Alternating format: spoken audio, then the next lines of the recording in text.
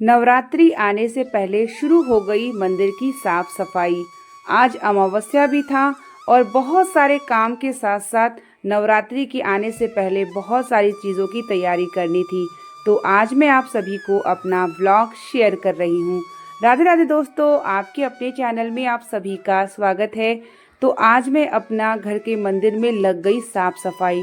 सुबह से किचन का सारा काम था, सारा चीज़ों को बनाना था, अच्छी अच्छी चीज़ें जैसे पितरों को जो हमारे पसंद होती है वो सभी चीज़ें बना के मंदिर जाना, फिर उनके लिए निकालना।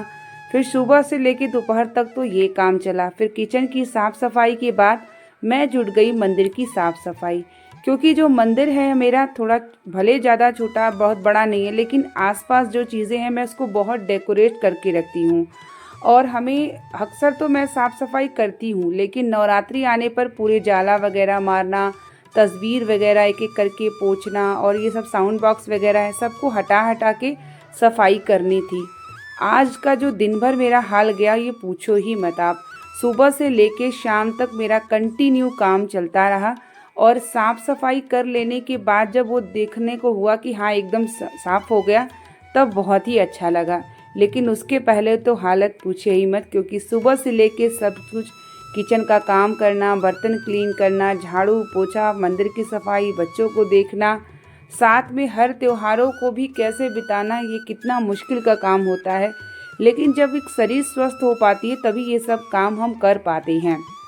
तो सुबह से लेके शाम तक जब रात में मैं बिस्तर पे जाती हूँ तो ऐसी नींद लगती है कि पूछे मत। दिन में तो मैं सोती नहीं हूँ और दिन में सोना भी नहीं चाहिए, पूरी कोशिश करना चाहिए ताकि रात में अच्छे से नींद आए।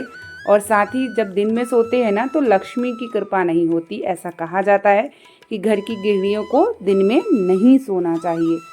तो यहाँ पर मेरी साफ़ सफाई हो रही थी। मंदिर के अंदर को पूरा भगवान जी को निकाल के क्लीन करना था, ये सभी चीज़ें मुझे करनी थी और इसमें टाइम भी लग रहा था। और क्योंकि शाम के समय दीपक भी जलाना था, पूजन भी करना था, सभी चीज़ों को एक साथ हो जाई।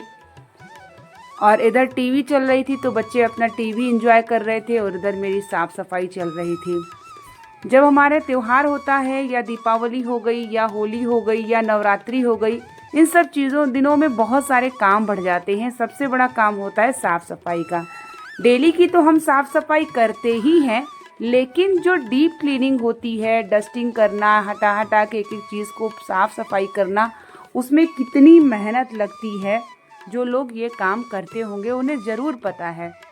और जब पूरा घर की साफ़ सफाई हो जाती है तो अच्छा भी लगता है। तो ये मेरे लड्डू गोपाल का कॉर्नर है, जहाँ पे मैं जितनी फ़ोटो तस्वीर है ये इधर रखती हूँ और मंदिर में अपने और भी देवी देवताओं की मूर्ति रखती हूँ। तो ये मेरे लड्डू गोपाल का बेड है।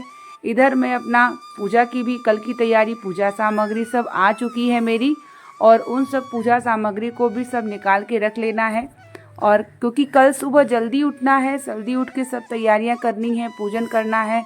जितना जल्दी सुबह उठ के पूजा कर लेंगे उतना ही अच्छा रहेगा, क्योंकि 13 अध्याय का पाठ भी करना है।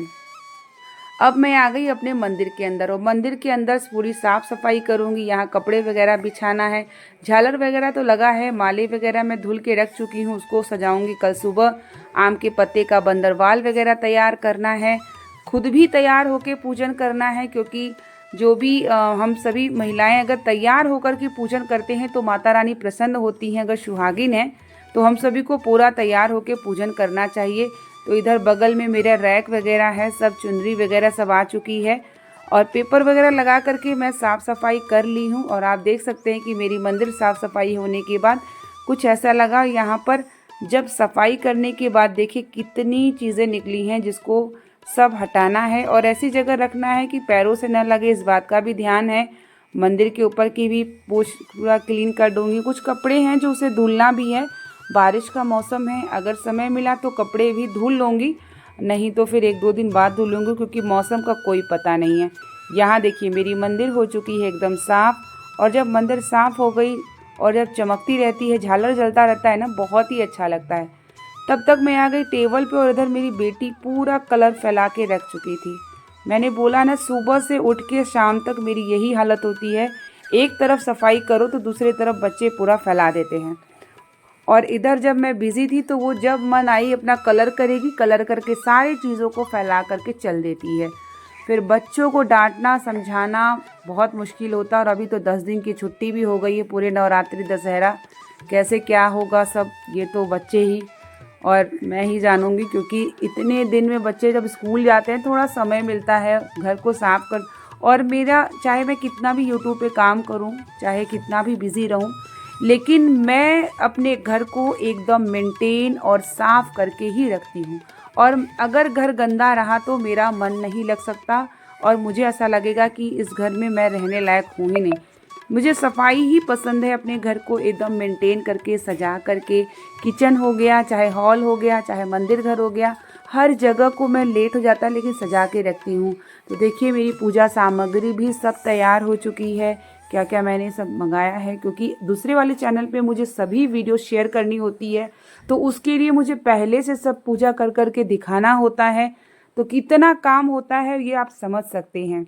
तो यहाँ पर मेरी माता रानी की तैयारी हो चुकी है। कलश की स्थापना तो मैं नहीं करती हूँ, सरल विधि ही करती हूँ, क्योंकि बहुत सारी ऐसी चीज़ें होती हैं जब हम अकेले होते हैं, बच्चे छोटे होते हैं, तो हर चीज़ को देख पाना बहुत मुश्किल होता है। 13 अध्याय का पाठ करती हूँ, नियम से रहती हूँ, साफ स्वच्छता, ब्रह्मचर्य, लहसुन प्याज का त्याग होता है और माता रानी का ध्यान, पूजन, मंत्र का जाप ये चलता रहता है।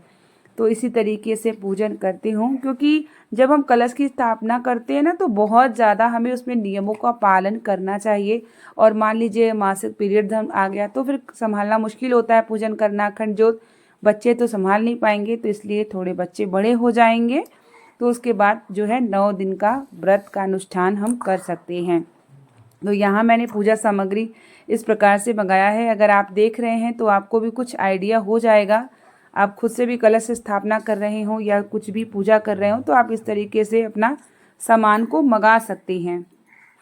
तो इसी तरीके से मेरा दिन भर रहा, अमावस्या का पूरा सुबह का, दोपहर के, फिर शाम के समय मंदिर की साफ सफाई, फिर अगले दिन का काम, नवरात्रि की पहले दिन की पूजा। समय रहेगा तो मैं आप लोग को अपना व्लॉग शेयर करती रहूँगी नवरात्रि की भी दिनों का। अगर समय नहीं रहा तो मैं छोटा शॉर्ट अपना शेयर करती रहूँगी। और अगर आप मेरे चैनल पे पहली बार आए हैं तो प्लीज़ चैनल को ढेर सारा लाइक, सपोर्ट और कमेंट ज़रूर करिएगा और सब्सक्राइब भी कर लीजिएगा। तो इसी तरीके से आपको बहुत अच्छे अच्छे व्लॉग्स मिलते रहेंगे। तो मिलते हैं नेक्स्ट व्लॉग के साथ, तब तक के लिए आप सभी को राधे राधे, जय श्री कृष्णा। आप सभी पर माता रानी की कृपा बनी रहे, आप सब स्वस्थ रहें और मस्त रहें।